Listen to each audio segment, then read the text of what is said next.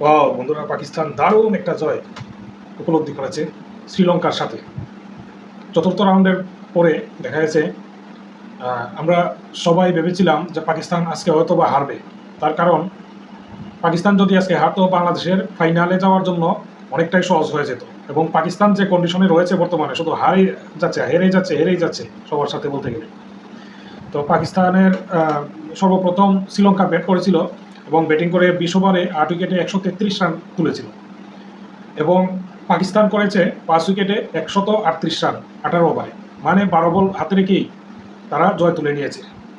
তো এখানে আমি কিছু কথা বলবো, তার আগে বলে নিই কে কত রান করেছে। ফারহান করেছে 24 রান 15 বলে। তারপর জামান করেছে 19 বলে 17 রান, মানে এটা খুব লো স্কোর যাকে বলে, একেবারেই কম। সাইম আইয়ুব করেছে 3 বলে 2 রান, তারপরে আউট। এই সাইম আইয়ুব আজকে অনেকদিন যাবতই বলতে গেলে, প্রথমে তো 3টাতে ডাক মারলো, এখনও বলতে গেলে সে পারতেছে না। শুধুমাত্র একটা ম্যাচে খেলেছিল ইন্ডিয়ার সাথে, সেটাতে তার ক্যাচ মিস করেছিল তৃতীয় বলের সময়, যেমন যে ক্যাচটা মিস করার ফলে তারপরে সে কিছু রান করতে পেরেছিল। যাই হোক, তারপরে সালমান আলী আগা, সে করেছে 6 বলে 5 রান। আমি আজ পর্যন্ত দেখি নাই সালমান আলী আগা, তারা বলে সালমান আলী আগা পাকিস্তানের সবচেয়ে বেস্ট প্লেয়ার, কিন্তু আমি আজ পর্যন্ত সত্যিই দেখি নাই তার ওই ধরনের কোনো ইনিংস। সত্যি বলতে সত্যিই দেখি নাই সালমান আলী আগা এত সুন্দর কোনো ইনিংস দেখি নাই। তারপর তালাত নতুন উঠেছে মনে হয়, এস তালাত, তো সে করেছে 30 বলে 32। এটা কোনো রান হলো? এগুলা 106 মাত্র স্ট্রাইক রেট। শুধু শুরুতে যে 15 বলে 24 করেছে ফারহান, সেই শুধুমাত্র 160 স্ট্রাইক রেটে ছিল। এছাড়া হারিসে করেছে 11 বলে 13 রান। আর নওয়াজ, সে করেছে, নওয়াজ শরীফে, সে মোহাম্মদ নওয়াজে 24 বলে 38 রান। এটা একটু ভালো রান করেছে, 24 বলে 38 ছিল টি-20তে, খুব ভালো রান বলা যায়। ওকে, 24 বলে 38 রান হওয়ার পিছনে কারণ আছে। কারণটা হলো, প্রথমে তার স্ট্রাইক রেটই বলতে গেলে কম ছিল এর চাইতেও, কিন্তু পরবর্তীতে কয়েকটা 4 মেরে দিয়েছে হাসারাঙ্গাকে। শেষ ওভার যখন হাসারাঙ্গা করে, তখন দেখা গেছে একটা 4 মেরেছে, তারপরে একটা 2 নিয়েছে, 6 হলো। তারপরে বলে একটা ডট বল হলো, এরপরে সে আবার একটা 4 মেরে দিয়েছে, তার মানে 10 রান কিন্তু এখানে হলো, তাই না? তারপরে একটা সিঙ্গেল নিয়ে নিয়েছে, তাহলে 11 রান নিয়ে নিয়েছিল। ওই সময় বলে আর রানে কিন্তু প্রায় সমান, মাত্র 2 রান ব্যবধান। 24 বলে 26 রান লাগতো, তারপরে এরকম 11 রান নিয়ে সে 15 রানের মধ্যে নিয়ে এসেছিল।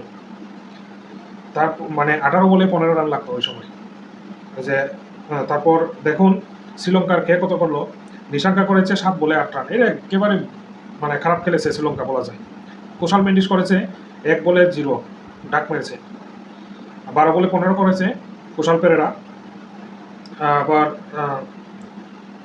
আসালঙ্কা করেছে 19 বলে 20, সে ক্যাপ্টেন, কিন্তু 19 বলে 20 করেছে।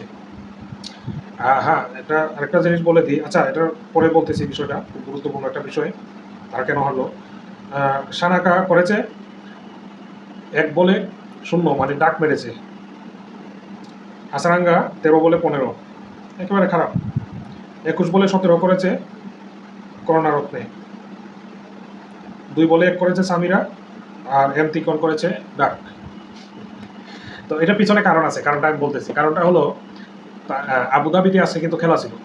আবুধাবিতে খেলা হওয়ার পরে দেখা গেছে ওইখানের তাপমাত্রা শেষ দিকেও 45 ডিগ্রি চলে এসেছিল। এখন বলতে পারেন 133 রান করলো টি-20তে, ভাই ওখানে গ্যালারিতে যে দর্শক ছিল তারাই তো বসতে পারে না ঠিকভাবে, তাদেরই চামড়া চলে যাচ্ছে। আর ওইখানে নতুন যারা গেছে অন্য দেশ থেকে, যাদের অভ্যাস রয়েছে, তারাই এখানে বসতে পারতেছে না। আর যারা নতুন এখান থেকে গিয়েছে শ্রীলঙ্কা থেকে আর পাকিস্তান থেকে, তারা ওইখানে কিভাবে খেলবে? তারপরও 133 রান যে করেছে, এটা তো অনেক তাদের জন্য। কারণ পরবর্তীতে দেখা গেছে বলে আর রানে সমান হয়ে গেছিল। তারা যদিও শুরুতে 7 ওভারে তারা অনেকটা এগিয়ে গিয়েছিল, দেখেছিলাম যে 10 ওভারে 78 রান করে নিয়েছিল, প্রায় 78 রানের মতো করে নিয়েছিল 10 ওভারে, মানে 7.5-এর কাছাকাছি রান রেট ছিল। তাহলে বুঝতেই পারতেছেন রান রেট কিন্তু বেশি একটা, মানে শুরুতে তাদের হওয়ার পরেও তারপরে একদম স্লো হয়ে গিয়েছিল পাকিস্তানের রান রেট। এটার মূল কারণটা হলো ওইখানে এত পরিমাণে রুদ্র, তারা খেলতেই পারতেছিল না। আর তাছাড়া পাকিস্তানের 4 উইকেট পড়ে গিয়েছিল শ্রীলঙ্কার মতো শুরুতেই বলতে গেলে, কারণ 10 ওভার শেষে পাকিস্তানেরও 4 উইকেট ছিল। তখন আমরা একসময় ভেবেছিলাম যে হয়তো পাকিস্তান হেরে যাবে, আর পাকিস্তান হারলে তো আমাদের জন্য ভালো, তাই না? কারণ আমরা ফাইনালের জন্য আরও এক ধাপ এগিয়ে যাব, কারণ শ্রীলঙ্কাও একটাতে হেরেছে আমাদের সাথে। এখন শ্রীলঙ্কা যদি জিতে তাহলে পাকিস্তানও একটাতে হেরে যাবে, মানে একে একে সমান হয়ে যাবে। হয়তো রান রেটে কিছু পার্থক্য থাকতে পারে, হয় পাকিস্তানের রান রেট একটু বেশি হবে আর নইলে বাংলাদেশের। বাট এখন তো চ্যালেঞ্জ চলে এসেছে পাকিস্তানের সাথে। যদিও পাকিস্তান একটাতে হেরেছে, আমি দুঃখিত, এটা ভুল হয়েছে আমার বলাটা। পাকিস্তান একটাতে না, 2টাতে হারবে, কারণ ভারতের সাথে তো আগে হেরে নিয়েছে, গত পরশু দিনের আগেই ভারতের সাথে হেরে নিয়েছে। তো যাই হোক, এই মুহূর্তে আমি শুধু এটাই বলতে চাই যে পাকিস্তান ভালো খেলেছে, এটাই বলতে চাই। তবে এতটা ভালো না, তারা বাংলাদেশের ধারে কাছেও আশা করি আসতে পারবে না। পাকিস্তানে অনেক চিৎকার চেঁচামেচি হচ্ছে, বাংলাদেশ তো কোনো দলই না এরকম তাদের মধ্যে, যে বাংলাদেশ কোনো দলই না। আর ভারতে এতটা হয় নাই, কিন্তু ভারতও কম না, তারাও অনেক কিছু বলেছে, কিন্তু পাকিস্তানের মতো না। পাকিস্তান আমাদেরকে কয়েকটা আপনারা তো মনে করেন আবেগী কয়েকটা ইউটিউবারের ভিডিওগুলো দেখেন, তার কারণ বাংলাদেশের মানুষ কিন্তু যারা সমালোচনা করে তাদের ভিডিওগুলো দেখেন না, মানে যারা আপনার প্রফেশনাল তাদের ভিডিওটা দেখে না বাংলাদেশ।